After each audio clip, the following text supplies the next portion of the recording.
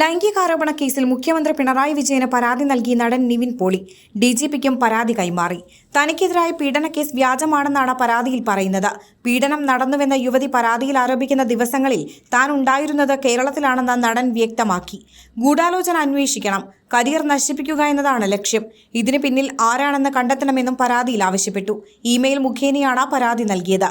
സംവിധായകനും നടനുമായ വിനീത് ശ്രീനിവാസൻ നിവിൻ പോളിക്കെതിരായ പീഡനാരോപണം വ്യാജമാണെന്ന് പറഞ്ഞുകൊണ്ട് രംഗത്തെത്തിയിരുന്നു. പീഡനം നടന്നുവെന്ന് പറയുന്ന ദിവസം നിവിൻ പോളി തന്റെ കൂടെയായിരുന്നുവെന്നും ഇതിന്റെ ചിത്രങ്ങൾ തെളിവായി ഉണ്ടെന്നും അദ്ദേഹം വെളിപ്പെടുത്തിയിരുന്നു. 2023 ഡിസംബർ 14 നിവിൻ വർഷങ്ങൾക്കു ശേഷം എന്ന സിനിമയുടെ സെറ്റിലാണ് ഉണ്ടായിരുന്നത്. 15 പുലർച്ചെ 3 മണിവരെ നിവിൻ തന്നോടൊപ്പം ഉണ്ടായിരുന്നു. യാഥാർത്ഥ്യം ഉടനെ തെളിയണമെന്നുമായിരുന്നു വിനീത് ശ്രീനിവാസൻ പറഞ്ഞത്.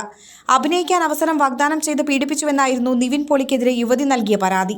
പരാതിയിൽ എറണാകുളം ഊന്നുകൽ പോലീസാണ് നിവിൻ പോളിക്കെതിരെ കേസെടുത്തിരിക്കുന്നത്. നിവിൻ പോളിക്കൊപ്പം 6 പേർക്കെതിരെയും കേസെടുത്തിട്ടുണ്ട്. കേസിലെ 6ാം പ്രതിയാണ് നിവിൻ പോളി. ഊന്നുകൽ സ്വദേശിനിയാണ് പരാതിക്കാരി.